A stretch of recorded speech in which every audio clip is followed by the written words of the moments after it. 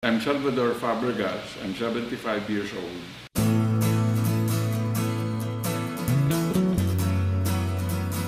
In 2013, February 18, I suffered a heart attack.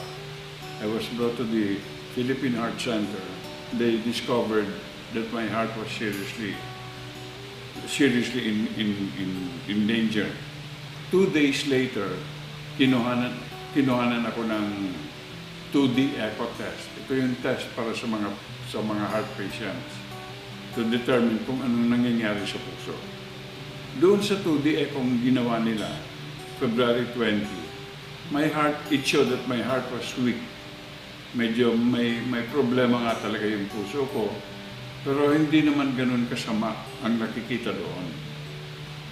Pero nung narinig doon kaibigan ko si Mr. Alan Lim, from Malaysia, who was a friend from way back, nung narinig na nagka-heart attack ako, pinadalahan agad niya ako ng 3 kahon ng Nutri-V.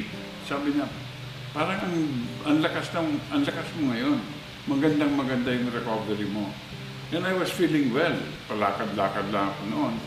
Beginning from August hanggang January, I started to feel very bad. Yung talagang masamang pakiramdam ko.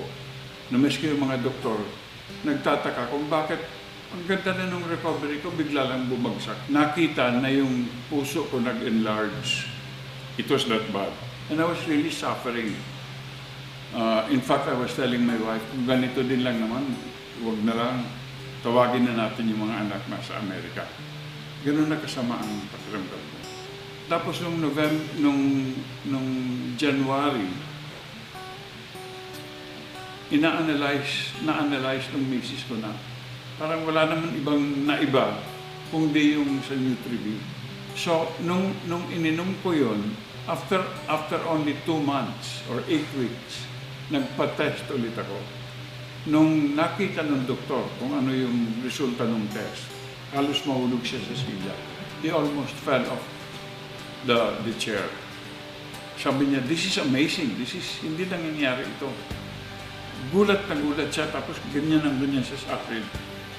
Yung pala, dahil nung November, my heart had grown to be 5.9. So nagulat siya na ngayon, bumaba na sa 4.7.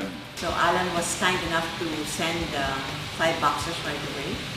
So instead of just taking 1 sachet a day, because I know that from my knowledge of health supplements, I know that when you're trying to treat an illness or recovering from serious illness, you should increase the dosage.